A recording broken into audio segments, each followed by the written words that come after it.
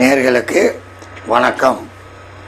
நான் ஸ்ரீ துர்காதேவி உபாசகர் ஜி கிருஷ்ணாராவ். இன்றைக்கி ஒரு பதிவு.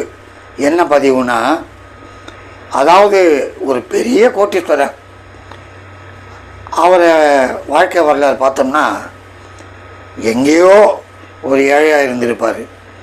ஆமாம், ஏழையாக இருந்து படிப்படியாக பெரிய கோட்டீஸ்வரன் அந்தத்தில் உலகத்தில் 10வது கோட்டீஸ்வரன், 8வது கோட்டீஸ்வரன், 3வது கோட்டீஸ்வரன் அப்படின்னு அந்த ரேஞ்செல்லாம் வந்துடுறாங்க. ஆமாம், அந்த ஏழையை கோட்டீஸ்வரன் ஆக்குறது யார் அப்படின்னு பார்த்தோம்னா, 9 கிரகத்தில் சந்திரனும் ஒரு முக்கியமான கிரகம். ஆமாம், சந்திரன் கோட்டீஸ்வரன் ஆக்குவான். என்னையா சந்திரன் கோட்டீஸ்வரன் ஆக்குவானா, எப்படி அப்படின்னு சிலர் யோசனை பண்ணலாம். நானும் எவ்வளவோ ஜாதகம் பார்த்தேன், ஒரு 5-6 ஜாதகம், அதை பற்றி கூட சொல்கிறேன் உங்களுக்கு. சந்திரன் கோட்டீஸ்வரன் ஆக்குறான் எப்படி? அதாவது லக்னாதிபதி லக்னத்துக்கு 2 கூடியவன் சேர்ந்து 9ல் 11ல் 5ல் இருந்தால் நிச்சயமாக அடுத்த வேலை சாப்பாட்டுக்கு கஷ்டப்பட்டவங்க சாப்பிட நேரம் கூட இல்லாமல் கோட்டீஸ்வரனாக இருப்பாங்க. கேரண்டியாக சொல்லுவேன், சந்தேகமே இல்லை. ஆமாம், அதாவது லக்னாதிபதி சந்திரன், 2 கூடிய சூரியன் 11ல் இல்லை 5ல் 9ல் இருந்தால் நிச்சயமாக அவங்க கோட்டீஸ்வரன் தான். லக்னாதிபதி அவன் யாரோட, லக்னத்துக்கு பாக்யாதிபதியோட சேர்ந்து அந்த பாக்யாதிபதி ஆட்சி உச்சம் பெற்று இருந்தால், சந்திரனோடு சேர்ந்து இருந்தால், உச்சம் பெற்று இருந்தால், லக்னத்துக்கு அதாவது சிம்ம லக்னம் கூட வைங்க, எக்ஸாம்பிள் சொல்கிறேன். அந்த லக்னத்துக்கு 12 கூடியவன் சந்திரன், அவன் 6ல் மகரத்தில், அவனோட பாக்யாதிபதி செவ்வாய் சேர்ந்து சந்திரமங்கல யோகம் கொடுத்தாலும் பயங்கர கோட்டீஸ்வரன். அவங்களுக்கு பணம் அறிவு போல் வந்துக்கினே இருக்கும், சந்தேகமே இல்லை. சரி, அதுக்கடுத்து ஒரு லக்னம் வைங்க, எந்த லக்னம் வேணாலும் இருக்கட்டும். முக்கியமாக ஒரு ரிஷப லக்னம்னு வச்சுக்கோங்க. 2 11 கூடியவன், அதாவது 2 புதன், 11 கூடியவன் குரு, அவன் 2ம் சேர்ந்து 9ல் இருந்தாலும் சந்திரன் கடகத்தில் இருந்து சப்தமாக பார்த்தாலும் நிச்சயமாக அவங்க டீக்கே லாட்ரி அச்சு இருந்தாலும் கோட்டீஸ்வரனாக வருவாங்க. எழுதி வைங்க, கேரண்டியாக சொல்கிறேன், சந்தேகமே இல்லை.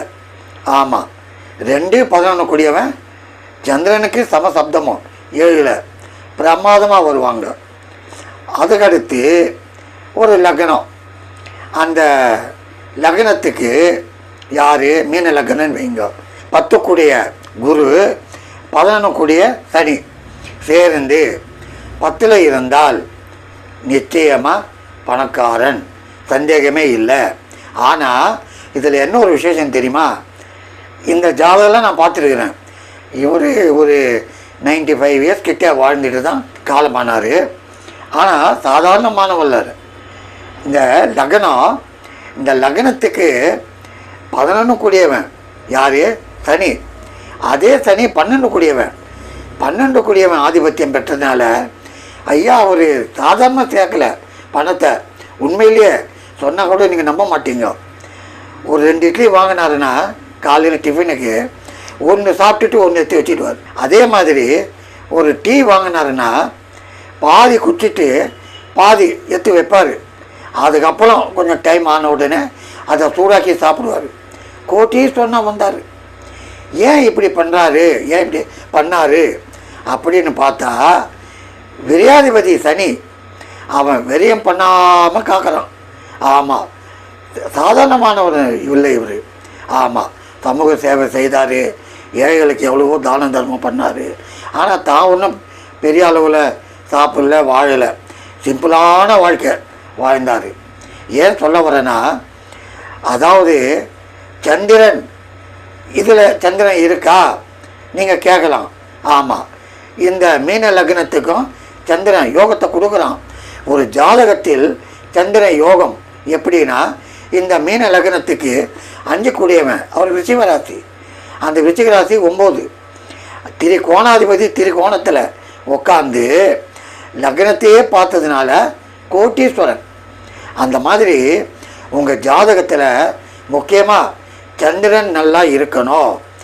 சந்திரன் நல்லா இருந்தால் ஐயா நிச்சயமாக நீங்கள் கோட்டீஸ்வரன்.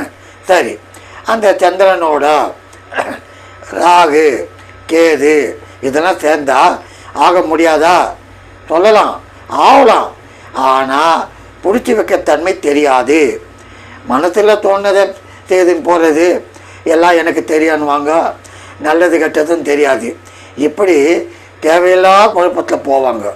அதனால் ஒரு முக்கியமாக ஒரு மனுஷனை கோட்டீஸ்வரன் ஆக்குறது சந்திரன். நான் பார்த்துருக்கிறேன், சந்தேகமே இல்லை. சரி, லக்னம் எடுங்க. எது? கும்பம். அந்த கும்ப லக்னத்துக்கு 2-11 கூடியவன் யார்? குரு. அந்த குரு 3லேயே உட்காந்தான் மேஷத்தில். சரி, அதை லக்னத்துக்கு 6 கூடிய சந்திர சப்தமாக துலாலேருந்து பார்த்தா கோட்டீஸ்வரன் தான். இந்த ஜாதகம் யாருதும் இல்லை. அதாவது புரட்சி தலைவர் எம்ஜி ராமச்சந்திரன் அந்த ஜாதகம்தான். நான் என்ன சொல்ல வருவேன்னா, இதே ஒரு ஜாதகம் சொன்னேன். அதாவது சிம்ம லக்னம். அந்த லக்னத்துக்கு 12 கூடிய சந்திரன் 6ல் விபரீதம். அதோட 9 கூடிய செவ்வாய் பாக்யாதிபதி சேர்ந்து 6ல் உட்காந்தான். சாதாரணமாக இருந்தார். உங்களுக்கு தெரியாதா?